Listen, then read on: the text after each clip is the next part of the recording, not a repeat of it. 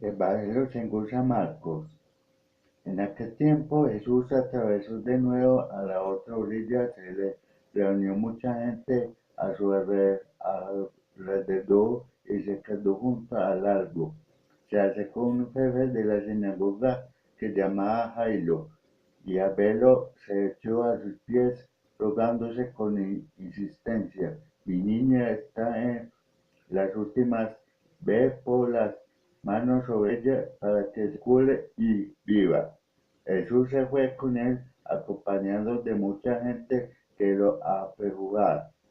Había una mujer que aparecía flor de sangre desde hace 12 años. Muchos médicos la habían sometido a toda clase de tratamiento y se la había gastado en eso toda su fortuna, pero en vez de mejorar se había puesto peor. Oyó hablar de Jesús y acercándose por detrás entre la gente le tocó la mano, pensando que con solo sacarle el vestido curaría.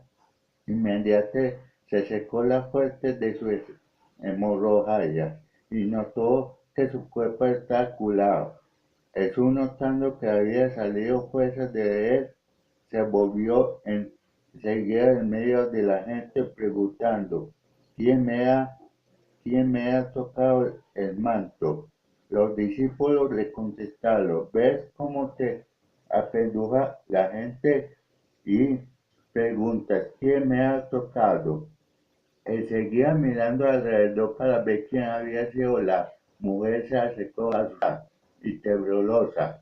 Al comprender lo que había pasado, se le echó a los pies y le confesó todo. Él le dijo: hija, tu fe te ha curado, vete en paz.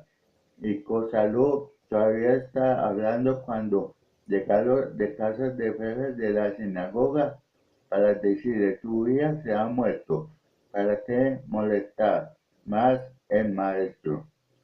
Jesús alcanzó a oír lo que había y les dijo al jefe de la sinagoga: no temas, basta que tengas fe. No permitió que lo acompañara nadie más que Pedro, Santiago y Juan, hermanos de Santiago. Llegaron a la casa del jefe de la sinagoga y encontró el alboroto de los que lloraban y se lamentaba a gritos. Entró y les dijo: ¿qué estrépito y qué lloro son estos? La niña no está muerta, está dormida.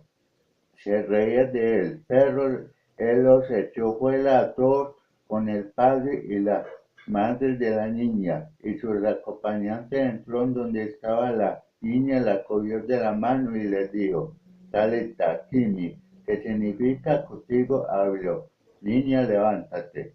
La niña se puso de pie inmediatamente y echó a andar. Tenía 12 años y se quedaron viendo visiones. Les existió el que nadie se enterase y les dijo: dieran de comer a la niña. Palabras del Señor. Gloria a ti, Señor Jesús. El Evangelio del domingo pasado concluía con la pregunta que se hacían los apóstoles acerca de la identidad de Jesús. ¿Quién es este que hasta el viento del mar le obedece? Después de leer el Evangelio de hoy, tendríamos que dar otro paso y preguntamos: ¿quién es este que hasta fuera de la vida? Jairo es un nombre para recordarse si el Evangelio está opaco de estos detalles. Sin embargo, nos transmite este nombre y para que podamos fácilmente evocar de impactante testimonio de la fe en Jesús. Él nos ofrece y lo imitemos de su presentación. Jairo aparece como un padre amoroso, angustiando por la enfermedad terminal de su pequeña hija y dispuesto a hacer cualquier sacrificio por ella.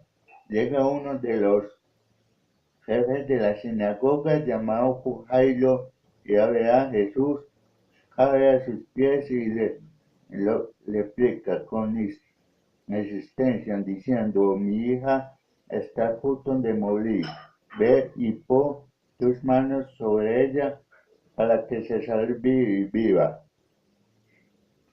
Él, él tiene confianza en que Jesús tiene poder para salvar a su hijita, y no obstante, hace una autoridad, la sinagoga son vacila en el relajarse ante Jesús, le explicarle su favor. Jesús hace a la súplica de Jairo y se pone el camino hacia su casa para reparar el episodio del declarado de la mujer con flor de sangre.